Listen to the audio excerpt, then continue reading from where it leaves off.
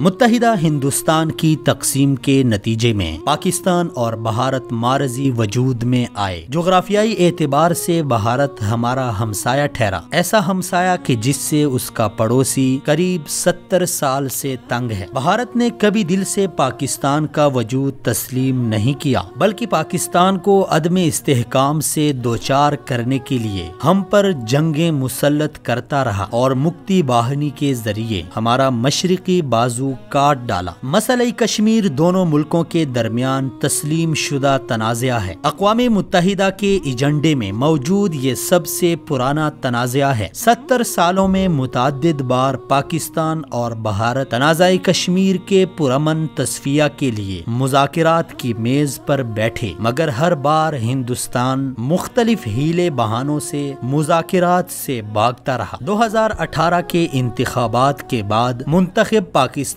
حکومت نے بھارت کو ایک بار پھر پرامن مذاکرات کی دعوت دی، لیکن اس بار بھارت نے نہ صرف مذاکرات کی دعوت رعونت اور تکبر سے ٹھکرا دی، بلکہ بھارتی آرمی چیف نے جنگ کی دھمکی دیتے ہوئے طبل جنگ بھی بجا دی۔ چنانچہ ان دنوں پاک بھارت تعلقات ایک بار پھر انتہائی نازک موڑ پر کھڑے ہیں۔ دونوں طرف سے جنگ کی چنگاریوں کو ہوا دیتے بیانات سامنے آ رہے ہیں۔ بھارت کی اس اچانک کی بوکھلاہٹ کے پیچھے کئی محرکات اور عوامل ہیں، جن میں سے ایک نئی پاکستانی حکومت کی کامیاب سفارتکاری، جس کے نتیجے میں سعودی عرب اور متحدہ عرب امارات سی پیک میں شامل ہو رہے ہیں۔ چند ماہ پہلے تک دھمکیاں دیتا امریکہ خاموشی سے پاکستان کے لیے امداد بحال کر چکا ہے، جبکہ دوسری طرف امریکی دھمکیوں کے بعد بھارت اور ایران کا مشترکہ منصوبہ چابہار میں کوئی ملک انویسٹ کرنے کے لیے تیار نہیں ہے۔ بھارت کی بوکھلاہٹ کا دوسرا سبب بھارتی لوک سبھا انتخابات کا قریب آنا ہے۔ بلند و بانگ دعوے کر کے حکومت میں آنے والا نریندر مودی کرپشن میں لت پت ہے۔ فرانس سے خریدے گئے جیٹ طیاروں میں مودی کی اپنی کمیشن کا انکشاف ہوا ہے۔ ڈائمنڈ کے بہت بڑے تاجر نیرو مودی کے فراڈ کیس میں بھی نریندر مودی کا نام آتا رہا ہے۔ راہل گاندھی نے مودی کو کرپٹ ترین شخص قرار دیا ہے۔ مودی نے اپنے دوری حکومت میں بھارت کا بیڑا غرق کر دیا ہے۔ اسے انتخابات میں جا کر عوام کو بے وقوف بنانے کے لیے کوئی کام نہیں ہے، لہٰذا یہی ایک آپشن بچتا ہے کہ پاکستان کے خلاف جنگ کا ماحول بنا کر ہندو شدت پسندوں کی حمایت حاصل کی جائے۔ جنگی جنون اور اسلحے کی دوڑ میں شامل بھارت کی آبادی کا نصف سڑکوں اور فٹ پاتھوں پر زندگی گزار رہے ہیں۔ غربت،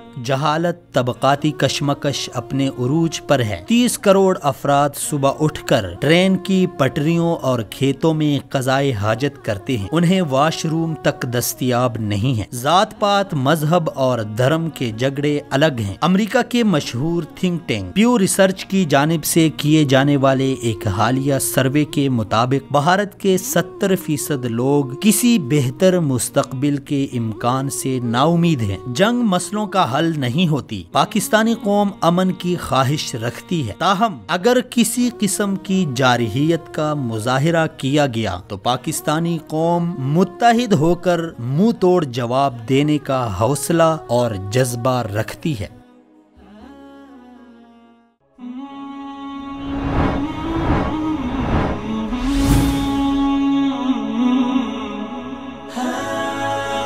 دنیائے اردو کا درخشاں ستارہ وصال اردو۔